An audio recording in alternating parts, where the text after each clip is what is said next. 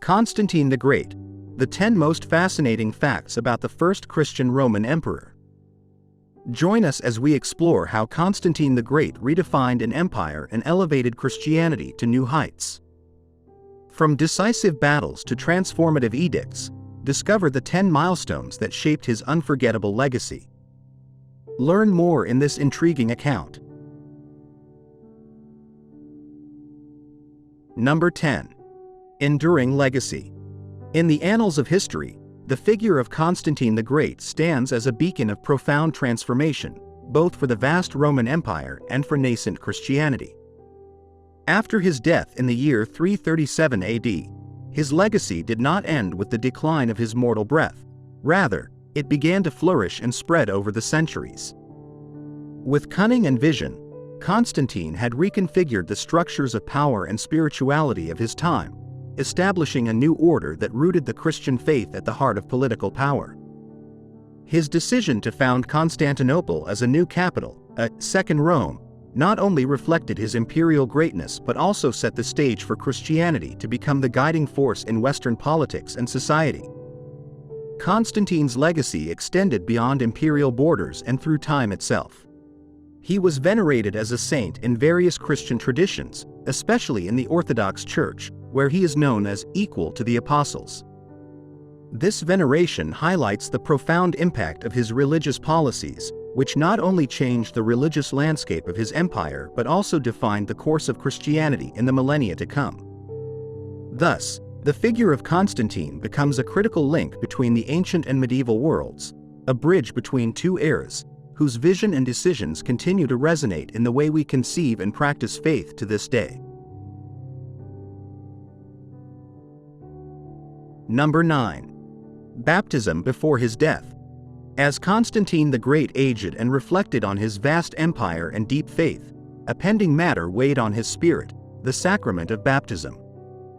Throughout his life, Constantine had been the architect of integrating Christianity into the structures of imperial power, promoting its free practice and erecting grand basilicas.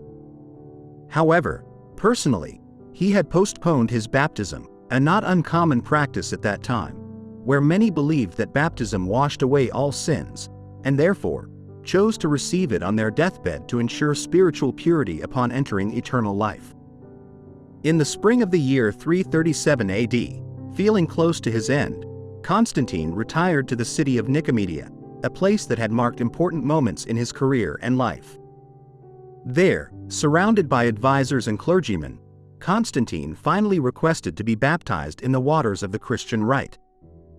It was Eusebius of Nicaea, a bishop with whom he had long ecclesiastical relations, who administered the sacrament. This act not only consolidated his personal faith before his subjects and before God but also reaffirmed the empire's irrevocable commitment to Christianity, ensuring that the religion he had elevated to prominence would continue to shape the destiny of the Roman Empire. This moment not only marked Constantine's spiritual redemption but also symbolized the culmination of an era in which Christianity transitioned from a persecuted sect to the dominant religion, thus cementing Constantine's legacy as a bridge between two eras and two faiths. Number 8. Legal and social reforms. During his reign, Constantine the Great not only transformed the religious landscape of the Roman Empire but also implemented a series of legal and social reforms deeply influenced by his Christian beliefs. These reforms reflected an attempt to align the empire's laws and practices with the ethical principles of Christianity, marking a notable contrast with some of the more severe norms of his predecessors. Among the most significant measures was the prohibition of crucifixion, a painful and humiliating form of execution, replacing it with more humane methods. Additionally, he introduced laws favoring the manumission of slaves, facilitating their liberation, and established Sunday as the official day of rest, in honor of the Christian day of worship and rest, reflecting his desire to instill Christian values in the everyday life of the people. These policies not only sought to improve the welfare of the empire's citizens but also aimed to strengthen the social and moral structure of an ever-changing empire. For example, Constantine also intervened in the administration of justice, promoting laws that prohibited the torture of witnesses and convicts, a common practice at that time to extract confessions. His legislation in favor of orphans and widows, as well as other provisions to protect the disadvantaged, were manifestations of a government that was beginning to take seriously the Christian mandate to care for the least among us. Through these reforms, Constantine not only left a legacy of justice and humanity but also laid the groundwork for Christianity to be deeply woven into the fabric of Roman imperial governance and ethics.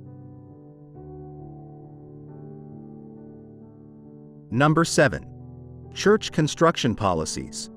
In the fervor of his conversion and the consolidation of Christianity as the faith of the empire, Constantine the Great undertook an ambitious policy of church construction unprecedented in Roman history. These constructions were not mere structures. They were monuments of faith and power, designed to reflect the glory of Christianity and its integration into the life of the empire. Among his most emblematic projects is the Church of the Holy Sepulchre in Jerusalem, erected on what was believed to be the site of the crucifixion and resurrection of Jesus Christ.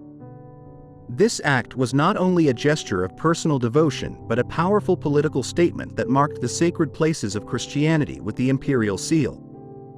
Similarly, the original Basilica of St. Peter in Rome was built under his mandate, symbolizing the connection between church and state and consolidating Rome as a vital center of Christianity.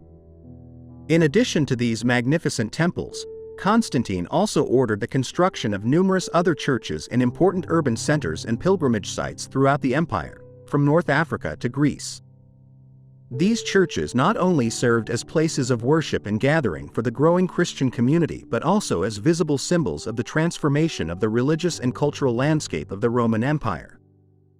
Constantine's church construction policies also facilitated the centralization and organization of the church, helping to stabilize and structure the practice of Christianity, as well as promoting a sense of unity and common purpose among its followers. Thus, through stone and marble, Constantine bequeathed to the world an infrastructure that would not only house the faithful but also perpetuate his vision of an empire under the guidance of Christianity. Number 6. Victory at the Battle of the Milvian Bridge. The Battle of the Milvian Bridge, fought on October 28, 312 AD, was not only a military confrontation between Constantine and Maxentius but also marked a decisive turning point for the future of Rome and Christianity. According to historical accounts and Christian traditions, on the eve of the battle, Constantine experienced a transcendental vision. In the sky, just after noon, he saw a bright chi rho, the Christian symbol composed of the first two letters of Christ's name in Greek, accompanied by the words, "In hoc signo vinces," in this sign, you will conquer. Motivated by this vision, Constantine ordered the symbol to be painted on his soldiers' shields. The next day, his troops achieved a crushing victory over the forces of Maxentius, who met his death in the Tiber River during the retreat. This triumph not only secured Constantine's position as the undisputed ruler of the Western Roman Empire but also consolidated his faith in the protective power of the Christian God. The victory at the Battle of the Milvian Bridge had profound and lasting repercussions. For Constantine, this was not just a military confirmation but a divine sign that impelled him to adopt and promote Christianity within the empire. In recognition of his debt to heavenly aid, Constantine became a patron of Christianity, radically changing its status within the empire. From a persecuted religion, it became favored by the state, beginning with the Edict of Milan in 313 AD, which proclaimed religious tolerance and granted unprecedented freedom to Christianity. This battle not only changed the course of the religious and political history of the West but also established Constantine as an emblematic leader whose legacy would be defined by both his imperial power and his profound impact on the expansion and establishment of Christianity. Number 5. Changes in numismatics and imperial symbols. With the consolidation of his power and the deepening of his Christian faith after the victory at the Battle of the Milvian Bridge, Constantine the Great initiated a significant transformation in the numismatics and imperial symbols of the Roman Empire. This symbolic reform was manifested in the minting of coins that, for the first time in Roman history, explicitly incorporated Christian elements. Before Constantine, Roman emperors were frequently depicted on coins with pagan divine attributes, such as the crown of rays of Sol Invictus. However, Constantine broke with this tradition by introducing the chi-rho symbol, composed of the Greek letters chi, X, and rho, P, the first two letters of Christ, on the coins. This inclusion not only reflected the emperor's personal conversion to Christianity but also served as a powerful visual message of the empire's new religious direction.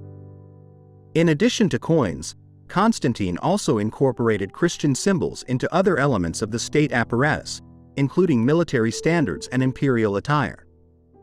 The famous standard known as the labarum, which was carried before his army in battle, included the chi-rho adorned with jewels on a purple background, symbolizing imperial majesty and divine protection. This adoption of Christian symbolism in state and military contexts not only consolidated the position of Christianity within the empire but also reinforced the perception of Constantine as an emperor chosen by God. This fusion of the political and the sacred marked a paradigm shift in Roman imperial ideology, establishing a precedent for future rulers and accelerating the Christianization of Roman society. Number 4. The First Council of Nicaea. In the year 325 AD, Constantine the Great convened the First Council of Nicaea, an event that would prove to be one of the most momentous in the history of Christianity.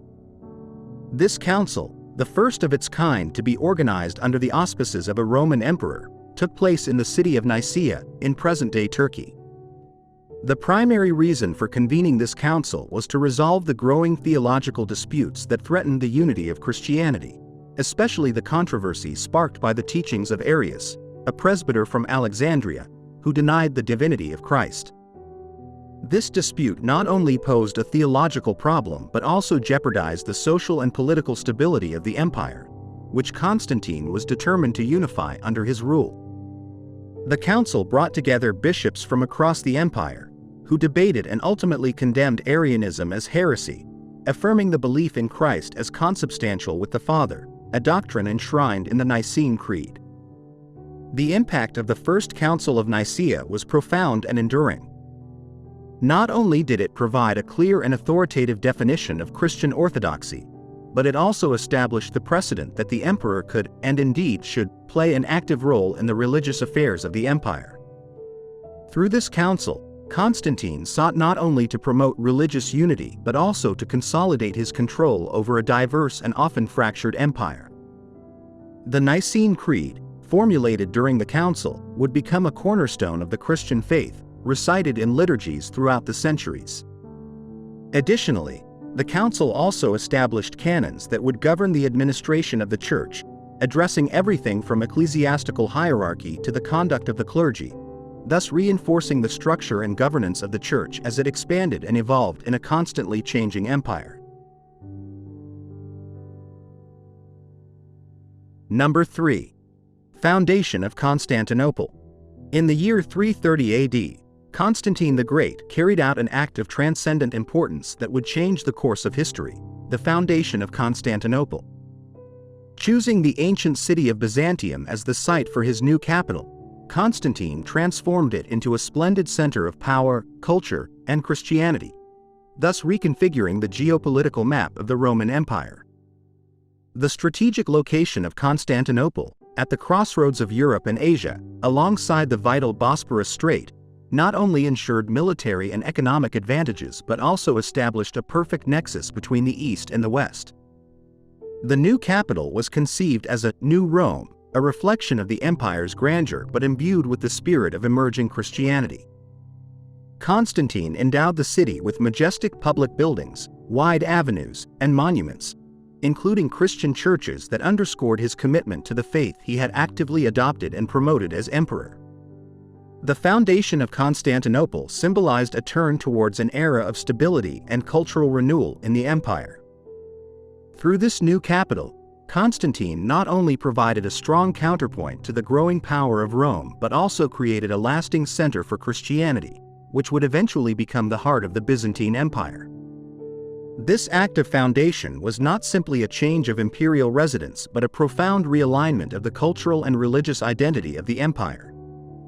Constantinople endured as a bastion of imperial power and Christian faith, outlasting the fall of the Western Roman Empire and remaining the capital of the Byzantine Empire for over a millennium.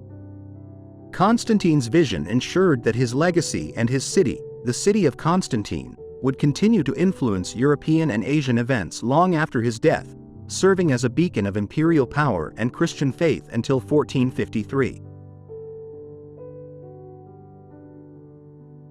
Number 2. Edict of Milan. In the year 313 AD, the religious landscape of the Roman Empire underwent a monumental transformation with the promulgation of the Edict of Milan. This edict, the result of collaboration between Constantine the Great and Licinius, the Emperor of the East, marked a historic milestone by proclaiming religious tolerance throughout the empire. Before this decree, Christians had been subject to severe persecutions, often suffering martyrdom and repression for their faith. However, the Edict of Milan not only guaranteed freedom to practice Christianity but also allowed all religions the freedom to worship according to their own beliefs, establishing a precedent of religious freedom aimed at promoting peace and unity within the diverse empire. This edict meant that Christianity could be openly practiced without fear of reprisals, thus facilitating its expansion and acceptance in Roman society. The impact of the Edict of Milan was profound and enduring. By removing sanctions on religious practices and returning confiscated properties to Christian communities, the edict not only redressed past grievances but also laid the groundwork for a new social order in which the Christian faith could openly flourish. This legislation favored the growth and organization of the Christian Church, allowing it to become a central institution in the life of the empire. Over time, this policy of tolerance helped to cement the role of Christianity as a dominant force in medieval Western society, influencing all aspects of life, from politics and education to art and law. The Edict of Milan was not just a legal document. It was a decree that transformed the cultural and spiritual fabric of the Roman Empire, marking the beginning of a new era in which religion would no longer be a cause of division but a bridge to imperial unity and peace. Number 1. The vision of in hoc signo vinces. On the eve of a decisive battle that would change the course of history, Constantine the Great, Emperor of the Roman Empire, found himself immersed in a moment of deep introspection and doubt. It was the year 312 AD, and as his armies prepared to face Maxentius in the Battle of the Milvian Bridge near Rome, Constantine sought a sign that could assure him of success and the legitimacy of his claim to the throne. According to the chronicles of the time, it was then that the sky opened before him, revealing a luminous cross accompanied by the words, in hoc signo vinces, in this sign, you will conquer. Interpreting this as a divine message, Constantine adopted the Christian symbol of the chi rho, the superimposed Greek letters chi, x, and rho, p, the first two letters of Christ, and had it painted on his soldiers' shields. Armed with this new emblem of faith, he entered the battle, convinced that he was destined to triumph under divine protection and guidance. Constantine's victory over Maxentius not only solidified his control over the Western Roman Empire but also marked the beginning of a new era of acceptance and expansion of Christianity. Inspired by his vision and triumph at the Milvian Bridge, Constantine became a fervent advocate of Christianity, implementing policies that favored its practice and expanded its influence throughout the empire.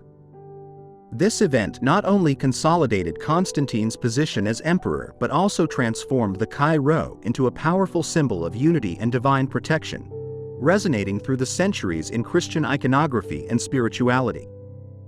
Constantine's vision and victory became a turning point, not only for his reign but for the entire Western history, establishing a precedent where religion and political power became inextricably intertwined.